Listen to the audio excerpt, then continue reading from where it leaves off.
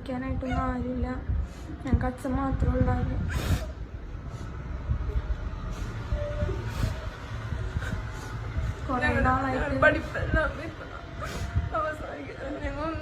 ഒരു വകയില്ല, വീടെല്ലാം ജപ്തിയായി, കടബാധ്യതകളും എല്ലാം അറ്റത്ത്.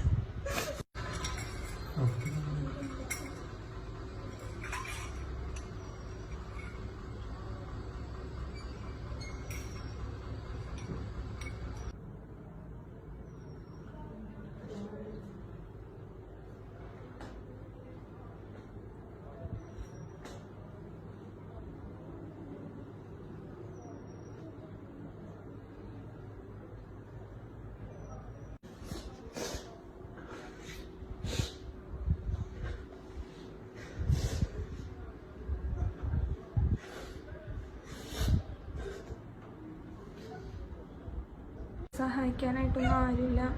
ഞങ്ങൾക്ക് അച്ഛൻ മാത്രമേ ഉണ്ടായിരുന്നു.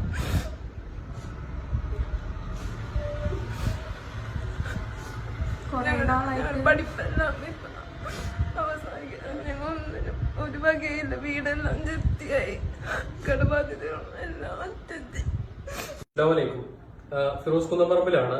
ഞാനിപ്പോൾ ഉള്ളത് കൊടുങ്ങല്ലൂരാണ്. കൊടുങ്ങല്ലൂരില് ഉഴുവത്ത് കടവ് എന്ന് പറയുന്ന സ്ഥലത്തുള്ള ഷാജി എന്ന് പറയുന്ന ഈ സഹോദരന് വേണ്ടിയാണ് നിങ്ങളുടെ മുന്നിലേക്ക് ഇപ്പൊ എത്തിയിട്ടുള്ളത്. ഇതൊരു സ്വകാര്യ ആശുപത്രിയുടെ റൂമാണ്. ഈ റൂമിനകത്ത് ഒരു മരണ വീടിന് തുല്യമായിട്ടാണ് എല്ലാവരും നിൽക്കുന്നത്. കാരണം അത്രമാത്രം സീരിയസ് ആയ ഒരവസ്ഥയിലാണ് ഈ രണ്ട് കുഞ്ഞു മക്കളുടെ അച്ഛൻ ഇവിടെ കിടക്കുന്നത്. അദ്ദേഹത്തിന്റെ കരളിന് അസുഖം ബാധിച്ച് അതിന്റെ ഏറ്റവും അവസാനത്തെ സ്റ്റേജിലാണ്.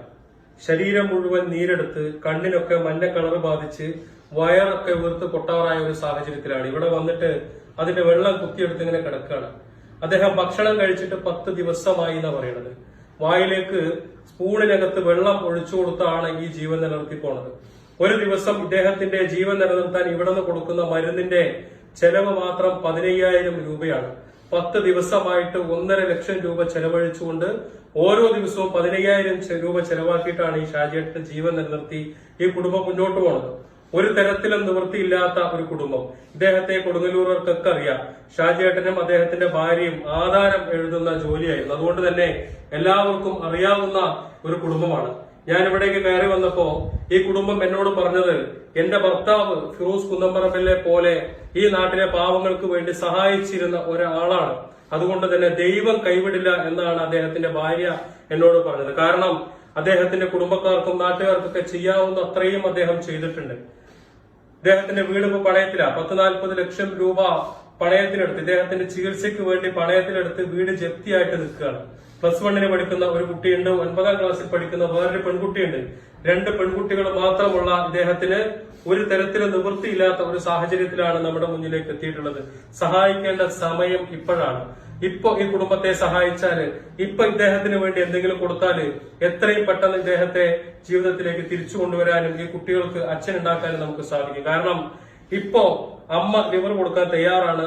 ഇവിടെ ചികിത്സയ്ക്കുള്ള ചെലവിന്റെ പ്രശ്നം മാത്രമാണ് ഇപ്പോൾ. 25 ലക്ഷം രൂപ സമാഹരിക്കാൻ സാധിച്ചാല് ഇദ്ദേഹത്തിന്റെ ലിവർ ട്രാൻസ്പ്ലാന്റേഷൻ നടക്കും. ഈ കുടുംബത്തിന്, ഈ കുഞ്ഞുമക്കൾക്ക് അവരുടെ അച്ഛനെ തിരിച്ചു കൊടുക്കാൻ സാധിക്കും. ആരോഗ്യമുള്ള സമയത്ത് ഈ സമൂഹത്തിന് വേണ്ടി നന്മ ചെയ്ത് ജീവിച്ച ഈ മനുഷ്യന് നമുക്ക് കൊടുക്കാൻ കഴിയുന്ന, അല്ലെങ്കിൽ നമ്മുടെ ജീവിതത്തിൽ ചെയ്യാൻ കഴിയുന്ന ഏറ്റവും വലിയ നന്മ, നിങ്ങളെ കൊണ്ട് കഴിയുന്നത് 100 രൂപയാണെങ്കിൽ 100 രൂപ ഈ കുടുംബത്തിന് വേണ്ടി കൊടുക്കാൻ സാധിച്ചാല് ഇദ്ദേഹത്തെ ജീവിതത്തിലേക്ക് തിരിച്ചു കൊണ്ടുവരാനും ഈ കുടുംബത്തിന് വേണ്ടി നൽകാനും സാധിക്കും. അതുകൊണ്ട് തന്നെ എല്ലാവരും കഴിയുന്ന സഹായങ്ങൾ ഈ കുടുംബത്തിന് വേണ്ടി നൽകണം എന്നൊരു അപേക്ഷയാണ്. ഇദ്ദേഹത്തിന്റെ അക്കൗണ്ട് നമ്പറും ഇവരുടെ ഫോൺ നമ്പറും ഒക്കെ ഞാൻ ഇതിന്റെ മുകളിൽ കൊടുക്കുന്നുണ്ട്. എല്ലാവരും സഹായിക്കണമെന്ന് ഒരിക്കൽ കൂടി അഭ്യർത്ഥിച്ചുകൊണ്ട് നിർത്തട്ടെ. അസ്സലാമു അലൈക്കും.